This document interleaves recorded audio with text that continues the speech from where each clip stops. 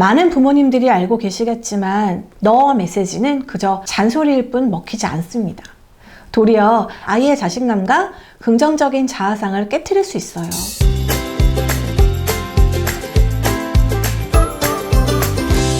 안녕하세요. 재현쌤의 요가쉼터 신재현입니다. 아이가 태어난 순간은 태어나줘서 고마워, 정말 좋은 엄마가 되어야지 하고 다짐했던 순간이 있었습니다.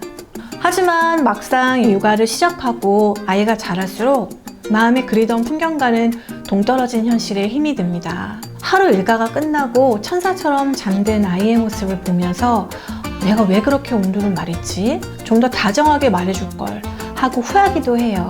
우리 아이들은 부모님의 전부이고 또 우주입니다. 아이들은 스스로 무너지지 않고 부모의 말에 무너진다고 합니다. 부모님이 일상에서 습관처럼 자주 사용하는 말이 있습니다. 오늘은 부모가 자녀에게 하지 말아야 할 5가지 말에 대해 준비했습니다. 마트를 가도 걷지 않고 뛰어다니는 아이들, 유치원 갈 시간만 되면 느려지는 아이들, 정말 하루에도 몇 번씩 언성이 높아집니다. 다정하고 부드러운 엄마가 되려고 마음 먹었는데 단 하루도 이 결심이 가기가 어렵습니다. 아이가 뛰어다니면 부모는 뛰지 마! 하고 소리치고 아이는 듣지 않고 부모는 다시 주의를 주고 정말 악순환의 반복이죠.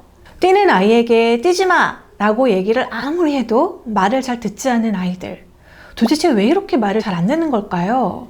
왜냐하면 뛰지 마, 늦는다, 혼난다 이런 말들은 모두 긍정하는 말이 아닌 부정어이기 때문입니다. 이런 부정어를 사용하면 부모님의 뜻이 아이에게 전달되지 않을 수 있습니다. 예를 들어 볼게요. 누군가 나에게 오리를 떠올리지 마세요 라고 얘기했습니다. 그러면 우리는 그 말을 듣는 순간 어떤가요? 오리를 떠올리지 말라고는 했지만 오리가 바로 떠오릅니다. 그 이유는 우리의 뇌는 구조적으로 부정어를 이해하기가 어렵다고 해요. 아이들은 뛰지 마 라는 말을 듣는 순간 뛰지 말아야겠다 가 아닌 도리어 뛰는 것에 대한 이미지를 떠올릴 수 있습니다. 뛰지 마 라는 말 대신 여긴 걸어 다니는 곳이야 라고 말해주세요. 더불어 공공장소에서 지켜야 될 예절도 같이 말해주면 더욱 좋습니다. 공공장소에서는 뛰어다니거나 소리를 지르면 안 돼. 다른 사람에게 피해를 주는 일이야. 천천히 걷고 조용히 말하는 거야. 이렇게요. 부정적인 어로로 명령을 하면 아이가 말을 듣는 것은 그 순간일 뿐이지 행동이 변화되지는 않습니다. 같은 상황일 때 일관성 있게 이렇게 반복해 준다면 아이는 부모의 말을 내면화할 수 있습니다. 앞의 경우는 공공장소에서의 사회적인 규칙이기 때문에 아이와 협의 없이 단호하게 해야 되는 경우이고요. 일상생활에서는 아이가 부모의 의견과 반대되는 의견을 내세워서 곤란한 상황이 있습니다. 부모가 자녀에게 사용하면 안 되는 2번째 말에서 한번 살펴볼게요. 부모가 자녀에게 사용하지 말아야 될 2번째 말은 아니야, 안 돼 입니다. 비가 오는데 나가서 놀고 싶다고 자녀가 떼를 쓰는 상황이에요. 부모는 아니야, 지금 못 나가, 비 와서 안 돼 라고 말합니다. 비가 오는데 밖에 나가지 못하는 것은 당연한데 왜 말도 안 되는 떼를 쓰는 거지? 하는 생각에 순간적으로 아니야 라는 말이 나와요. 아니야, 안 돼 라는 말 대신 안 되는 이유와 대안책을 제시해 주세요. 먼저 비가 오는데 나가고 싶은 아이의 마음을 인정해 주시면 아이가 부모의 말을 들을 준비가 됩니다. 비가 오니까 밖에 나가보고 싶었구나. 엄마도 비 오는 날을 좋아해. 하지만 비가 많이 오면 기온이 내려가서 감기에 걸릴 수 있어. 엄마는 정빈이가 감기에 걸릴까봐 걱정돼. 나가지는 못하지만 집에서 엄마랑 정빈이가 좋아하는 놀이를 할 수 있어. 볼링놀이 할래? 아니면 팽이놀이 할래? 안대는 부드럽지만 단호하게, 이유는 짧게, 대안은 2가지 정도 고를 수 있도록 해주세요.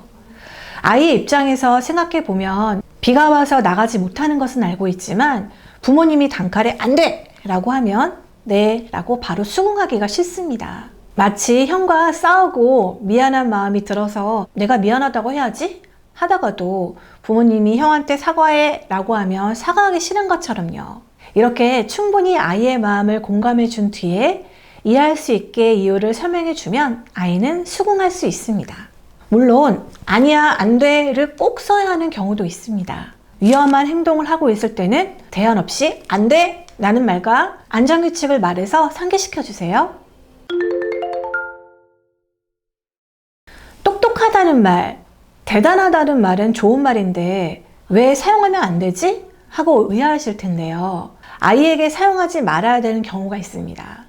바로 공부에 관련된 것인데요. 요즘은 6살만 돼도 수학이나 한글 공부를 하기 위해서 학원을 다니거나 학습지를 하는 경우가 많이 있습니다. 그때는 문제를 풀고 채점을 해서 점수라는 결과가 나옵니다. 바로 공부에 관련돼서는 대단해, 역시 훌륭해 라는 말은 사용하실 때는 신중하셔야 합니다. 이번 시험에서 100점을 맞아서 훌륭하고 대단하다는 말로 칭찬을 했습니다. 그런데 다음 시험에서 아이가 70점을 맞으면 어떨까요? 같은 말로 칭찬해 줄 때 내가 저번처럼 100점도 못 맞았는데 뭐가 대단하다는 거지? 하고 부모님의 말에 진정성을 의심할 수도 있고, 또 부모님은 자기도 모르게 기대한 점수가 아닌 것에서 오는 실망감이 있어서 그게 얼굴에 드러나게 됩니다. 마치 기대하고 간 영화가 재미없었을 때 더 실망하듯이 말이에요. 점수가 좋아서 대단해, 훌륭해 라는 말을 해서 부모님이 말의 기대치를 높여버리면 점수가 전보다 좋지 않았을 때 저번보다 점수를 못 받아서 속상한 아이에게 건네는 어떤 말도 아이에게는 칭찬으로 받아들여지기가 힘듭니다. 또 위로가 되지 못할 겁니다. 부모님에게 칭찬받으려면 아이는 시험을 잘 쳐서 더 좋은 점수를 받아야 한다는 가치 기준을 갖게 될 수도 있어요. 자신의 삶인데 자신이 스스로 가진 기준이 아니고 시험을 잘 보면 칭찬하고 좋아하는 부모님의 기대치에 맞추는 거죠. 그럼 점수를 잘 받았거나 공부의 결과가 좋았을 때는 어떻게 말해줘야 할까요? 나 전달법으로 엄마는 참 기쁘구나 하고 말해주실 수 있습니다. 나 전달법이란 나를 주어로 하여 자신의 생각과 감정을 솔직하게 표현하는 방식으로 아이 메시지라고도 합니다. 대단해, 훌륭해 라는 말 대신 나 자신이 주어가 되어 엄마가 어떻게 느끼고 있는지 상대방에게 전달하는 나 전달법은 엄마가 기쁘다는 사실에 아이도 기쁘고 다음에 엄마를 더 기쁘게 하고 싶다는 강한 동기부여와 의욕이 생기게 됩니다. 대단해, 역시 훌륭해 라는 말은 사용할 때가 따로 있는데요. 바로 일상에서의 소소한 경우입니다. 같이 TV를 보다가 정답을 맞췄을 때나 잘 열리지 않는 뚜껑을 열었을 때, 엄마와 끝말잇기를 하다가 어려운 단어를 맞췄을 때, 일상에서의 작은 성공을 했을 때 사용해 주세요. 이런 사소한 것에 칭찬을 하면 혹시 아이가 너무 자반심에 빠지지 않을까 걱정하실 수도 있으실 텐데요. 사소한 성공일수록 더욱 칭찬을 해줘야 합니다. 아이들이 기분 좋게 열중하고 있었던 일이나 열심히 도전하고 있는 일은 그게 아무리 사소한 일이라도 부모에게 인정을 받으면 더 해보고 싶은 마음이 생기고 이것이 발전하면 재능으로 연결될 수 있기 때문입니다. 아이들은 부모가 느끼는 감정을 100% 그대로 느낀다고 합니다. 내가 무언가를 잘못했을 때는 부모가 화를 내며 너는 몇 번을 말해야 알겠니? 라고 말하면 엄마가 화낼 만해 하고 앞뒤 상황을 이해해서 자신의 마음이 안 다칠 만큼 적당히 받아들일 만큼 아이들은 뇌가 성숙하지 못해요. 그래서 아이의 마음은 직격탄을 맞은 듯 상처를 냈습니다. 너는 몇 번을 말해야 알겠니? 라는 말은 네가 잘못했으니까 고쳐 라는 의미를 담고 있습니다. 많은 부모님들이 알고 계시겠지만 너 메시지는 그저 잔소리일 뿐 먹히지 않습니다. 도리어 아이의 자신감과 긍정적인 자아상을 깨트릴 수 있어요. 너가 아닌 나 전달법으로 얘기를 해보세요. 너는 몇 번의 말에 알겠니? 라는 말 대신 엄마는 정빈이가 이런 행동을 하면 불편해. 엄마가 여러 번 말한 것 같은데 이렇게 해주겠니? 라고 말해줍니다. 너 메시지는 너를 주어로 해서 아이의 잘못만을 지적한다면 아이 메시지는 현재의 상황을 객관적으로 전달해주면서 부모인 나의 마음을 어떤 비난도 없이 전달할 수 있습니다. 위험한 장소에서 뛰어다니는 아이에게 너 몇 번을 말했니? 가 아니라 위험한 물건이 많은 곳에서 뛰면 안 돼. 뛰다가 너가 다칠까봐 엄마는 걱정된다 하고 말해주세요. 그러면 아이는 엄마의 뜻을 잘 이해하고 자기 행동을 조절할 수 있게 됩니다. 부모가 자녀에게 사용하지 말아야 되는 마지막 말은 또 이렇게 했네? 입니다. 부모는 아이를 위해서 하나라도 가르쳐주기 위해서 많은 노력을 하십니다. 하지만 번번이 따라오지 못하고 같은 실수를 반복하기도 합니다. 그래서 답답한 마음이 드는 거 사실이에요. 그래서 자기도 모르게 너 또 이렇게 말하십니다. 하지만 이런 반복된 말을 듣고 자란 자녀는 나는 못해, 나는 할 수 없을 거야 라는 부정적인 자아와 무력감을 키울 수 있습니다. 예전에 유치원 현장에서 있었던 일이에요. 우리 반에 노래를 무척 잘하는 아이가 있었습니다. 목소리가 어찌나 맑고 청아한지 동요를 배우는 시간이면 항상 저는 그 아이 목소리가 크게 들리곤 했어요. 그 아이는 그때 당시 원더걸스를 굉장히 좋아했는데 너는 노래를 잘하니까 원더걸스처럼 아이돌 해보는 게 어때? 하고 제가 얘기해 주었어요. 그러니까 그 아이는 저는 얼굴이 못생겨서 안 돼요 라고 말하는 거예요. 제가 아니야, 네가 얼마나 귀여운 얼굴인데 이렇게 얘기해줘도 계속 부정하면서 자신은 못생겼다고 말을 하는 모습을 보고 제가 마음이 아팠던 기억이 있어요. 하원 시간에 그 아이의 어머님을 만날 수가 있어서 인사를 드렸는데요. 제가 그 아이의 노래 실력에 대해서 칭찬을 하니까 어머님은 바로 얘는 못생겨서 안 돼요 하고 아이 앞에서 웃으시면서 아무렇지도 않게 말씀하시는 걸 보고 제가 깜짝 놀란 적이 있어요. 이런 단정지는 말들은 뇌에 각인된 듯이 부정적인 자아상을 갖게 될 수 있습니다.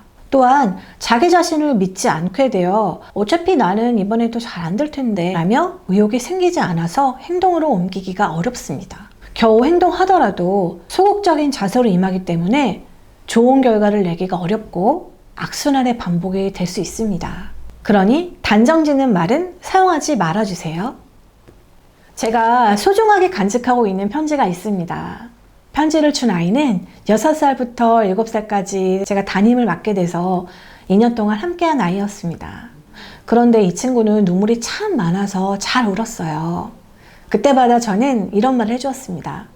너는 마음의 힘이 강한 사람이니까 씩씩하게 용기 낼 수 있어. 그래서 울고 있을 때면 울지 말라는 말 대신에 너는 마음의 힘이 강하니까 용기 내어서 할 수 있어. 이렇게 말해주었습니다.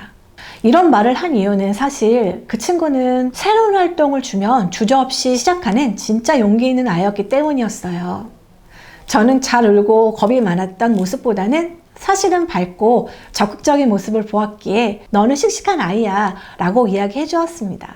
졸업식 날 제게 준 편지를 보고 저는 느끼는 게 참 많았습니다. 아이에게 저는 용기 있다는 말을 자주 해 주었을 뿐인데 이 아이는 그 말을 마음 깊이 받아들이고 스스로를 씩씩하다고 말한 게 참 놀랍고 감동적이었습니다. 교사인 저에게도 이런 놀라움을 선물로 주는 아이들인데 아이의 우주, 온 세상인 부모님이 매일매일 긍정적이고 진심이 담긴 칭찬과 인정을 해주신다면 아이들은 얼마나 더 놀랍게 성장할까요?